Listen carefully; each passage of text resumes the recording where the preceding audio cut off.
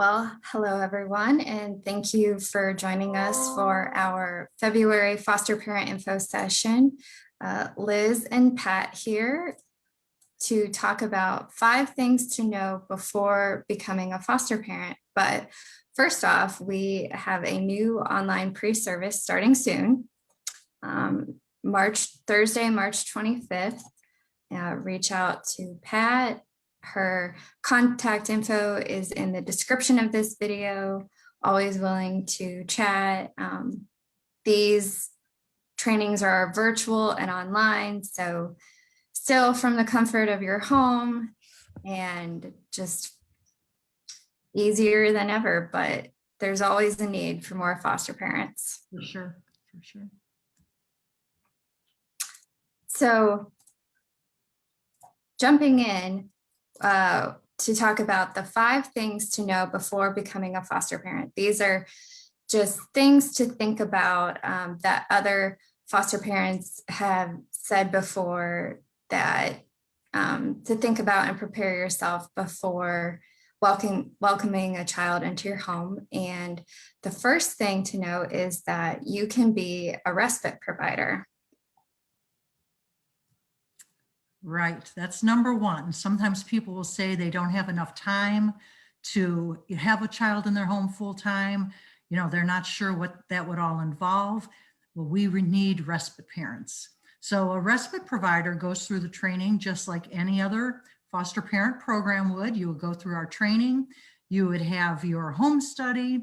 You would have a home assessment done. And then you would become a licensed state of Ohio home, that your license is good for 2 years. But then the beauty of it is you tell us when you're available to do respite. So it's really a beautiful thing. This gives our providers an opportunity to, refresh themselves, get a little break. It's really a great idea also for the foster child to learn that they're going somewhere a little bit different. They're going to come back home, their family, their bedroom, everything is still set up for them.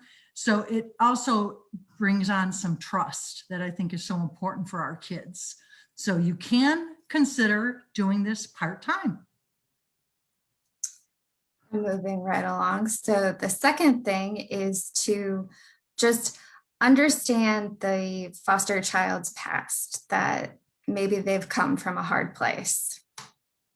Absolutely. Our children do come from hard places, and there's been abuse and neglect.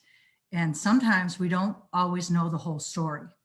Actually, most times we don't. When we receive a referral on the child, we're getting just a short little couple paragraphs or less on some of the behaviors that they may know about the child. But many times they're coming in as an emergency placement, and we just don't know these answers. So we ask that you be patient. The child may not always be ready for that hug that you may want to give.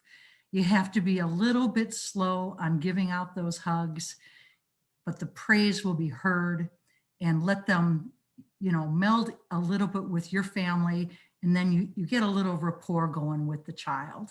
So be understanding that you don't always know, maybe something that may trigger them, maybe something being afraid in the dark. You never know really what the child has experienced. And so patience and understanding that you may not have any idea is always needed. Mm-hmm.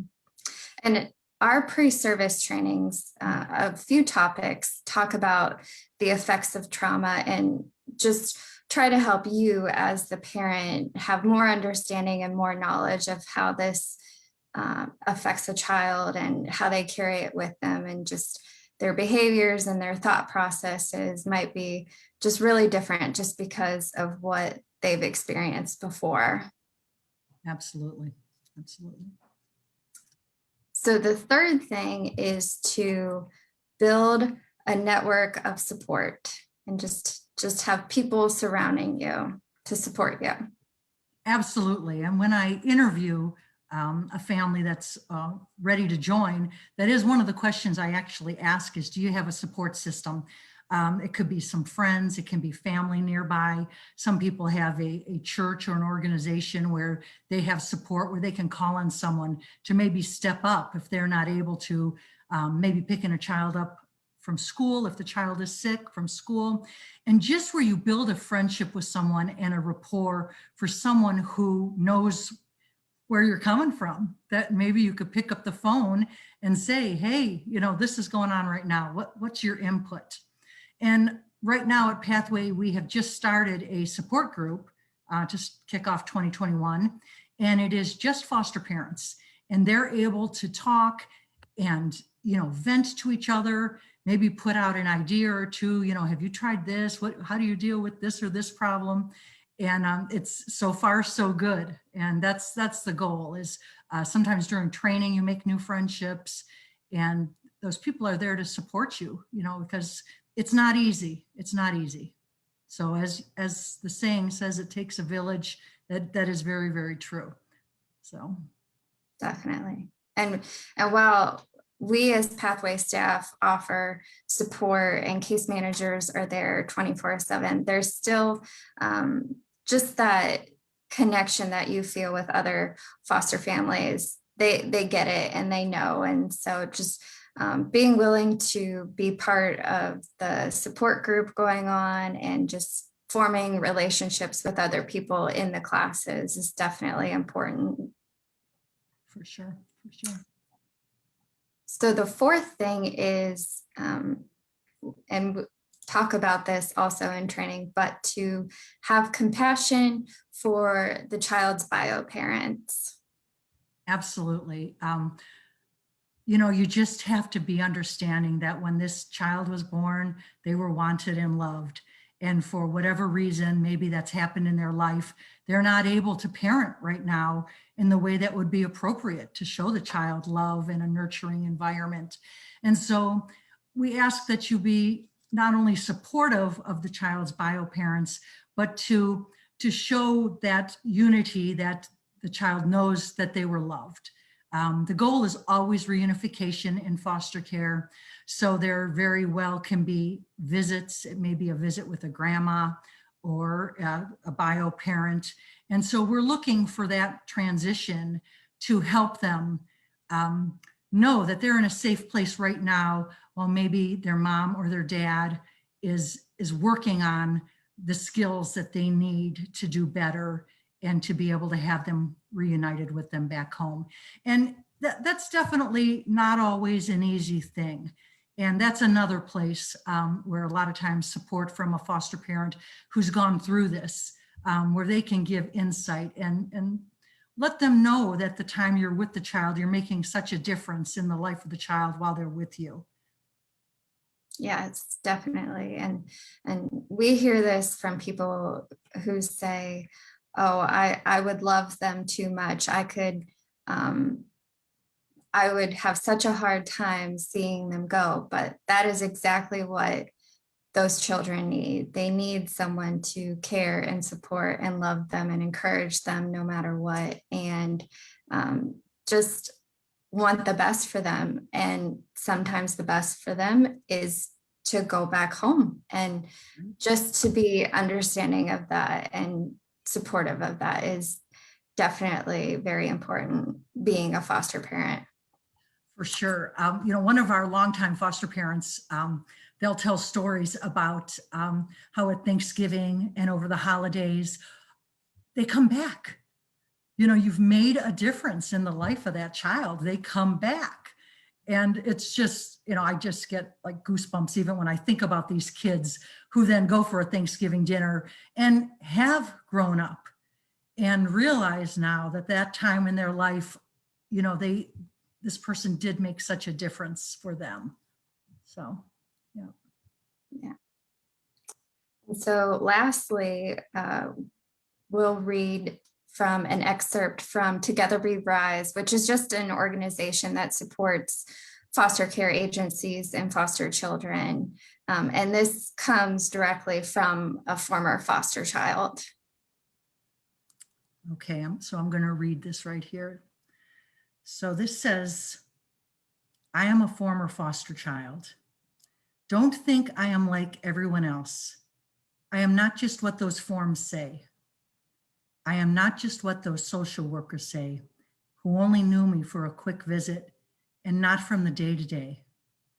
Mostly, I have been through more abuse than I have got taken away for. I am scared, but I also need space. At times I might need a hug, but I don't know what a cuddle even is. Please be patient with me. I am struggling to understand feelings and they are scary. It's okay to be strict with me. Teach me basic skills like sewing, crochet, art, cooking. Not only will this help me when I emancipate, but it might also become my coping mechanism. And by you teaching me these things, I will forever carry you in my heart, whether I admit it or not. It's so poignant. Mhm.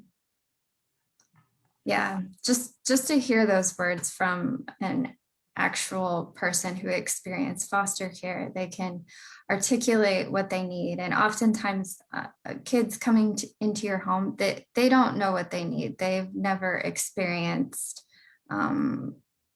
possibly stability in their lives. And so they can't communicate exactly to you what they want. They just know that they crave something. And for you as the foster parent to just be patient and know where they're coming from, it means the world to those children that you welcome into your home. Absolutely. And so that's our February info session. But just to recap, so those things were, you can be a respite parent. Just to go into being a foster parent, understanding that the child comes from a hard place. Third, to definitely build a network of support.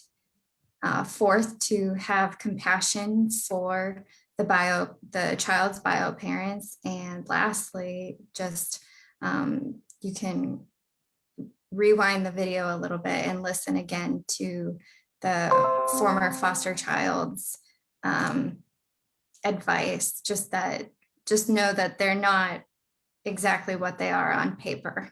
Don't take it word for word. Treat them as a human and look at them with a fresh perspective.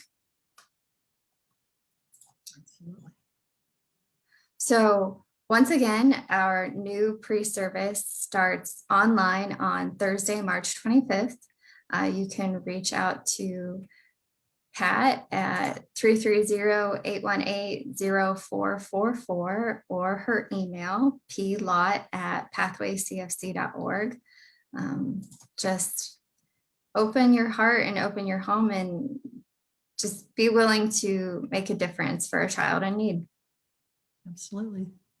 Thank you. All right. Thanks for joining us.